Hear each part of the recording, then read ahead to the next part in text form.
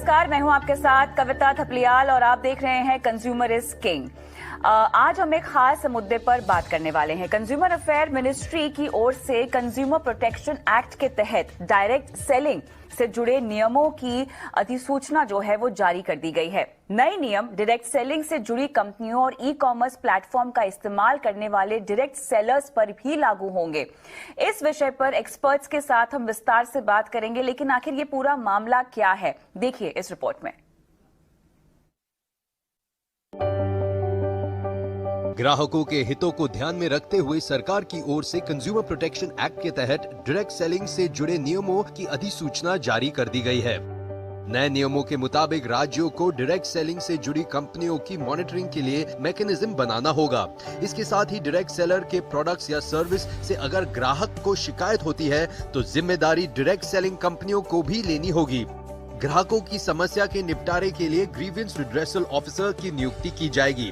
वही ग्राहकों को प्रोडक्ट या सर्विस की शिकायत ऑफलाइन और ऑनलाइन दोनों माध्यमों से करनी होगी। ग्राहक की शिकायत के बाद जिम्मेदार विभाग को 48 घंटे के भीतर कार्रवाई करनी होगी और 1 महीने के भीतर पूर्ण रूप से शिकायत का निपटारा करना होगा। वही अगर 1 महीने में भी शिकायत का निपटारा नहीं होता है तो ग्राहक को लिखित में इसकी शिकायत दर्ज करानी होगी। लगातार मिलती शिकायतों के बाद सरकार की ओर से इन नियमों का पालन करने के लिए 90 दिनों का समय दिया गया है। नए नियम डायरेक्ट सेलिंग से जुड़ी कंपनियों और ई कॉमर्स प्लेटफॉर्म का इस्तेमाल करने वाले डायरेक्ट सेलर्स पर भी लागू होंगे। ईटी नाउ स्वदेश।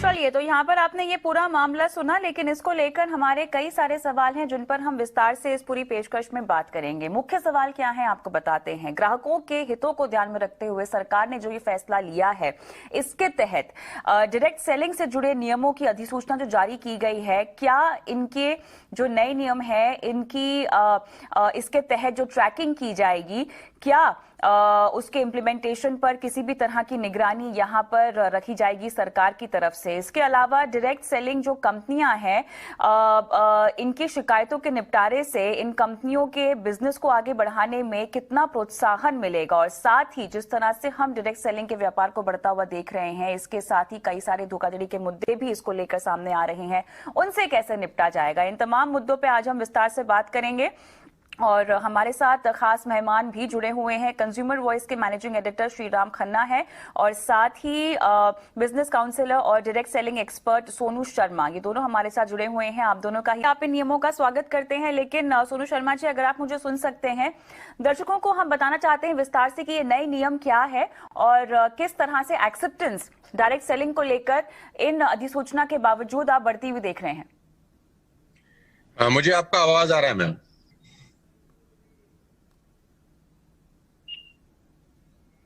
Am I audible to all of you? जी, आपकी आवाज आ रही है हमें। मैं आपसे ये पूछना चाह रही थी कि जो नए नियम अधिसूचना के तहत जारी किए गए हैं, उन पर अगर विस्तार से आप बात कर सकें तो।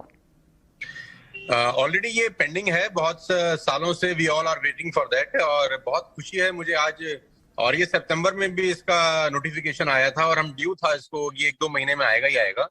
तो मैं बहुत खुश हूँ, अपनी पूरी इंडस्ट्री की तरफ से इसको वेलकम करता हूँ। और ये एक ऐसा कदम है गवर्नमेंट ऑफ इंडिया की तरह जो उठाया गया है, जिससे जो सही काम कर रही हैं कंपनियां, जो लीगल तरीके से बिजनेस बिल्ड कर रही हैं, जो नीति आयोग भी बोलता है कि 2025 तक की इंडस्ट्री करीब 65,000 करोड़ की होने वाली है। तो ये बहुत अच्छा कदम है। We all welcome this great step by government of India. और ये ऑलरेडी बहुत पेंडिंग था बहुत सारे सालों से, और ये नहीं होने की वजह से जो अच्छा व्यक्ति है, जो अच्छे तरीके से बिजनेस कर रहा है, जो अच्छी कंपनियां अच्छे तरीके से बिजनेस कर रही हैं, उनको भी बुरे लोगों के साथ ही एक ही टेबल पर रखकर एक आम आदमी देख रहा था। अब जैसे ये रूल्स नोटिफिकेशन आए हैं, रूल्स के फॉर्म में कन्वर्ट हो जाएंगे, तो ये बहुत अच्छा स्टेप है और सारी अच्छी कंपनियों को उसको वेलकम करना चाहिए। हम बाद में आते हैं, लेकिन सोनू शर्मा जी, आपसे मेरा सवाल यहाँ पर यह है कि कंपनियों कहा गया है कि वो एक मॉनिटरिंग मैकेनिज्म को कंपनी में स्थापित करे। ये किस तरह के मैकेनिज्म की बात हो रही है, किस तरह से इसको स्थापित किया जाएगा, इसकी ट्रैकिंग कैसे की जाएगी? कंपनी के लेवल पर अगर मैं समझना चाहूँ तो जिम्मेदारी इस अधिसूचना के बाद कितनी बढ़ गई है ताकि पारदर्शिता मेंटेन की जाए? ये बेसिकली मैं आपको बताना चाहता हूँ प्रॉब्लम है क्या। प्रॉब्लम ये है मैम कि जितने भी लोग डायरेक्ट सेलिंग के नाम पर मनी सर्कुलेशन चला रहे हैं, ये एक्ट बेसिकली उन पे लागू होता है। बहुत सारे लोग डायरेक्ट सेलिंग के नाम पर मनी सर्कुलेशन प्रोसेस चलाते हैं। ₹1 का जो प्रोडक्ट है उसका कॉस्ट, उसका एमआरपी, उसका रेट इतना ज्यादा डिमांड किया जाता है लोगों से और वही बीच का पैसा लोगों में रोटेट किया जाता है।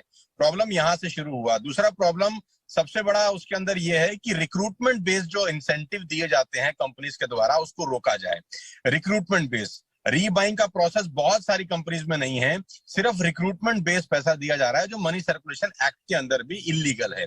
तो अभी इस लॉ के क्या कहते हैं फ्लोर पे आ जाने से बहुत सारी कंपनियां जो सिर्फ और सिर्फ मनी सर्कुलेशन चला रही है नेटवर्क मार्केटिंग के नाम पर, उन सब पे शिकंजा कसा जाएगा और सही कंपनी जो काम कर रही हैं उनको बहुत अच्छा काम करने का मौका मिलेगा। अभी मैं इसमें एक बात और ऐड कर देना चाहता हूं कि जितनी भी कंपनीज पिछले 4 से 5 साल के अंदर रजिस्टर्ड हुई हैं उसमें बहुत सारी कंपनी ऐसी हैं जो सिर्फ और सिर्फ मनी सर्कुलेशन कर रही हैं डायरेक्ट सेलिंग के नाम पर, और इसकी वजह से कस्टमर का बेहद नुकसान हो रहा है और एक कस्टमर को भ्रम की स्थिति बनी रहती है कि इतना पाक साफ बिजनेस, इतना शानदार बिजनेस को वो एक शक की नजर से देखने आता है, क्योंकि 10 अच्छी कंपनी रहती हैं और उसमें से एक बेईमान निकल जाती है तो बाकी सब लोग 9 को भी बेकार तरीके से देखना शुरू कर देते हैं। तो ये बहुत स्वागत योग्य एफर्ट है और इसका जैसा कि सर बता रहे थे कि इसका इंतजार बहुत बहुत सारे सालों से था और we are very thankful to the government of India कि ये फ्लोर पर आ गया है फंड। तो सोनू शर्मा जी, ये जो बिजनेस है ये कितना बड़ा है? और आपने यहाँ पे जिक्र किया पिरामिड और मनी सर्कुलेशन स्कीम्स का, जो कि डायरेक्ट सेलिंग कंपनीज कुछ चला भी रही थी। अब इस अधिसूचना के बाद इस तरह की चीजों पर, इन तरह के मामलों पर किस हद तक रोक लगेगी? इंडस्ट्री के विस्तार को लेकर ये कितना बड़ा कदम है? अभी फिलहाल अगर हम देखें तो मार्केट कैप के लिहाज से इन कंपनीज का कितना प्रपोर्शन है और कितनी जरूरत थी इस तरह की अधिसूचना की, ताकि ग्राहकों को यह समझ में आए कि उनकी हितों का ख्याल रखने के लिए कोई ना कोई है, एक बॉडी है जो जिम्मेदारी लेती है और आप अपनी शिकायत भी उन तक पहुंचा सकते हैं। मैम, सबसे पहले तो मैं आपके दर्शकों को और सब लोगों को ये बताना चाहता हूं कि पूरे हिंदुस्तान में डायरेक्ट सेलिंग जो अच्छी कंपनी है, जो सही कंपनीज कर रही हैं, एकमात्र ऐसा बिजनेस है जिसमें 100% वाइट की ट्रांजैक्शन होती हैं। आपको जान के बहुत हैरानी होगी और कस्टमर को मैं बताना चाहूंगा, जितने भी कंज्यूमर्स हैं, कि जो सही कंपनीज हैं उसमें कोई भी बिलिंग, कोई भी प्रोडक्ट अगर सेल किया जाता है तो उसके ऊपर प्रॉपर बिल कटता है। आप कैश ट्रांजैक्शन नहीं कर सकते हैं, नंबर 1। नंबर 2, उसके ऊपर जीएसटी एप्लीकेबल होता है जो गवर्नमेंट ऑफ इंडिया को कंपनीज डिपॉजिट करती हैं पर मंथ। नंबर 3, आपको जो भी कमीशन आता है वो टीडीएस करके, टैक्स कट के ही आता है। ये एकमात्र ऐसा प्रोफेशन है पूरे हिंदुस्तान के अंदर जहां 100% ट्रांसपेरेंसी होती है और लीगल सिस्टम अपनाया जाता है। आज ये करीब करीब 15,000 से 20,000 करोड़ रुपए का इंडस्ट्री है। नीति आयोग का खुद का ये मानना है, केपीएमजी का खुद का ये रिपोर्ट है कि अगर ये इंडस्ट्री सही रही तो 2025 तक करीब करीब 65 से 70 हजार करोड़ रुपए की इंडस्ट्री है, जहां एक आम भारतीय को रोजगार मिलने की अपार संभावनाएं हैं। आज हिंदुस्तान में आपको पता है कोविड-19 के कारण बहुत सारे लोगों को नौकरी की समस्या है, अनएम्प्लॉयमेंट अपने चरम सीमा पर है। ये एकमात्र ऐसी इंडस्ट्री है जो लोगों को अनएम्प्लॉयमेंट से मुक्त, जो प्रॉब्लम फेस कर रहे हैं लोग बाग, उनको एम्प्लॉयमेंट प्रोवाइड करा सकती है। बनस्पत इस पे आज ये जो नोटिफिकेशन आया है ये ठीक तरीके से अगर लागू हो जाए, क्योंकि ठीक तरीके से लागू होना बहुत जरूरी है। कानून तो हिंदुस्तान में बहुत सारे हैं, अगर वो इम्प्लीमेंट ठीक तरीके से हो जाए तो मैं आपको बता सकता हूं कि 2025 में ये एकमात्र ऐसा उद्योग है जो बहुत सारे लोगों को, हजारों लाखों नहीं करोड़ों लोगों को एम्प्लॉयमेंट प्रोवाइड करा सकता है। बिल्कुल सही कहा आपने। जहां तक एम्प्लॉयमेंटेबिलिटी की बात है तो लगभग 7 मिलियन से ज्यादा लोग हैं जिनको रोजगार मिल रहा है इस इंडस्ट्री के जरिए, और उसमें भी खास बात यहां पर यह है, उल्लेखनीय बात यहां पर यह है कि 50% से ज्यादा तो इसमें महिलाएं हैं। जी सोनू जी। मैम, हम लोग जब इस नोटिफिकेशन के ऊपर चर्चा कर रहे थे बहुत साल से, I am in the industry from the last 20 years, हम लोग का डिमांड था कि कोई भी व्यक्ति डायरेक्ट सेलिंग कंपनी जब तक एक x amount government of India को डिपॉजिट नहीं करता खोल ही ना सके। हमारे बहुत सारे सजेशंस थे, बहुत सारे हम लोगों ने सुझाव सरकार को दिए, प्रीवियस गवर्नमेंट को भी दिए, और ये जो ये नया गवर्नमेंट है यहाँ पर भी बहुत सारी मीटिंग्स हुई। बैक टू बैक फिक्की के साथ हम लोग कोऑर्डिनेशन में थे, टच में थे कि एक लमसम अमाउंट भी as a security amount deposit कराए कोई भी कंपनी अगर अपना डायरेक्ट सेलिंग बिजनेस शुरू करना चाहती है। बिकॉज होता क्या है, 4 कंप्यूटर लगाए, 4 लोग बैठे और अपना डायरेक्ट सेलिंग बिजनेस शुरू कर लिया और डायरेक्ट सेलिंग के नाम पर कुछ भी ऊट पटांग बेचना शुरू कर दिया। वो प्रोडक्ट बेचने शुरू कर दिए जिसका रीबाइंग ही नहीं है, वो प्रोडक्ट जिसका क्वालिटी बहुत खराब है, वो प्रोडक्ट जिसका प्राइस इतना ज्यादा है कि एक आम आदमी की पहुंच से बहुत ज्यादा है। अब इस नोटिफिकेशन के द्वारा सर जो बता रहे थे खन्ना साहब, मैं बिल्कुल उनसे इत्तेफाक रखता हूं कि असली और नकली, जिसको कहते हैं दूध और दूध, दूध का दूध, पानी का पानी, ये हो जाएगा। और एक कंज्यूमर जो एक सयाना कंज्यूमर है, एक सया कस्टमर है, जो अपना करियर बनाना चाहता है इस फील्ड में, वो बिंदास होकर इस प्रोफेशन को ज्वाइन कर सकता है और अगले 4 से 5 साल के अंदर अपने सारे के सारे सपनों को पूरा कर सकता है। अच्छा, जिस शिकायत के निपटारे की हम बात कर रहे हैं सोनू जी, ये ग्रीवांस रिड्रेसल की पूरी प्रक्रिया क्या होगी? अगर मैं एक ग्राहक हूं जिसे अपनी शिकायत का निपटारा करवाना है या अपनी शिकायत पहुंचवानी है, तो ये पूरी प्रक्रिया क्या होगी? किस तरह से मुझे अप्रोच करना होगा और शिकायत का निपटारा कैसे होगा? मैम, उसके लिए पूरा नोटिफिकेशन एक बार पढ़ना बहुत जरूरी है, क्योंकि नया नया नोटिफिकेशन अभी पूरा पब्लिश हुआ है। उसमें क्या अमेंडमेंट किए गए हैं, क्योंकि सितंबर में भी ये नोटिफिकेशन आया था, 2014 से चल रहा है ये एक्चुअली प्रोसेस।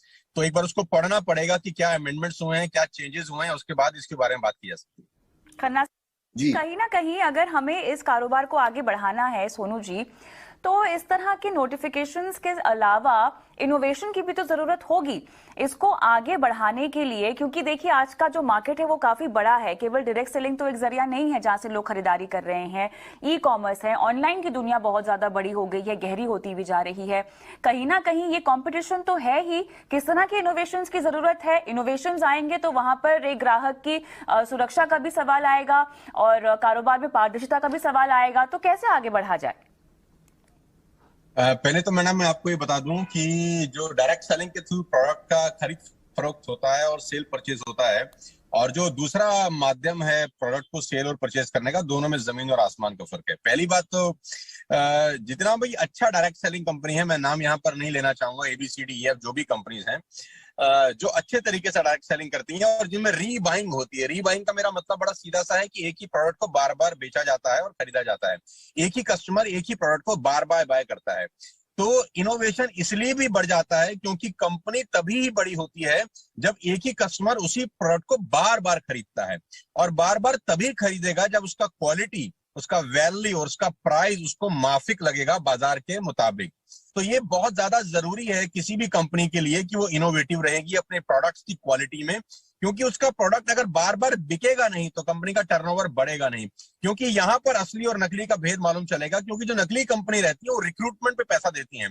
आपने किसी एक व्यक्ति को रिक्रूट किया and you will earn 10,000 rupees और 5,000 रुपीज, उसके बाद वो बाइंग करे कि ना करे किसी को कोई मतलब नहीं रहता। लेकिन जो जेन्युइन डायरेक्ट सेलिंग कंपनी है वो रिक्रूटमेंट पे पैसा नहीं होता, वो रीबाइंग का जो स्ट्रक्चर है वो बहुत इंपॉर्टेंट है। इसीलिए मैं अपने प्रोग्राम्स में भी बोलता हूँ कि ये कल्टीवेशन का बिजनेस है, हंटिंग का नहीं है। जो नकली कंपनी है वो हंटिंग करती है बेसिकली। तो इनोवेशन करना पड़ेगा सारी कंपनियों को अपनी प्रोडक्ट की क्वालिटी बढ़ाने के लिए।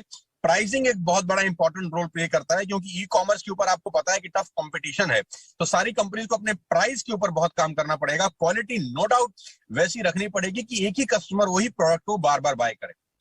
महिलाओं के रोल में सोनू जी कितना और इजाफा हो सकता है? क्योंकि महिलाएं कहीं ना कहीं as an employ trust factor भी लेके आती हैं, स्पेशली अगर मैं कस्टमर पॉइंट ऑफ व्यू से देखना चाहूं।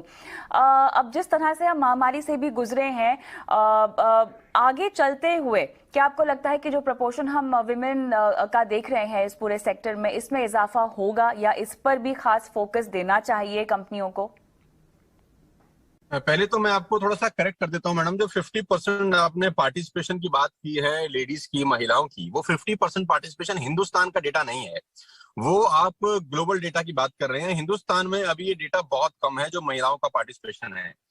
अब चूंकि इस नोटिफिकेशन के बाद, इस प्रोटोकॉल के बाद, इस रूल्स रेगुलेशन के बाद, इस लॉ के बाद मेरे को 100% ये श्योरिटी है कि महिलाओं की भागीदारी बढ़ेगी। क्योंकि जो 50% का डेटा आप बता रहे हैं वो ग्लोबल डेटा है, हिंदुस्तान के हिसाब से ये 50-50 का रेशियो अभी नहीं है। तो ये बहुत बड़ा मार्केट है महिलाओं के लिए। और सबसे अच्छी बात तो ये है कि वो महिलाएं अपने घर में बैठ के इस बिजनेस को बिल्ड कर सकती हैं। वो सिर्फ घर में बैठ के अपने बच्चों की परवरिश के साथ साथ अपने इनलॉज को देख रहे, अपने हस्बैंड की सर्विस के साथ साथ अपने घर में बैठ के इस बिजनेस को बिल्ड कर सकती हैं। उनको एक कॉन्फिडेंस मिलेगा। रजत बैनर्जी जो है इंडियन डायरेक्ट सेलिंग एसोसिएशन के चेयरमैन, उनके जरिए जो स्टेटमेंट आई है, मैं वही स्टेटमेंट का जिक्र यहां पर कर रही हूं, जहां पर उन्होंने खासतौर से लिखा हुआ है कि 50% यहां पर महिलाओं को लाइवलीहुड प्रोवाइड किया जाता है इस सेक्टर की वजह से, की तरफ से। मैडम वो ग्लोबल डेटा है मैडम। हिंदुस्तान में 50% और 50% का रेशियो नहीं है। I am into the field from the last 20 years. अगर मैं प्रोग्राम करता हूँ कहीं 10,000 लोगों का, तो उसमें 1,000 लेडीज होती हैं और 9,000 जेंट्स होते हैं, राइट। तो वो ग्लोबल डेटा है, वो बिल्कुल ठीक कह रहे हैं, लेकिन वो डेटा ग्लोबल है।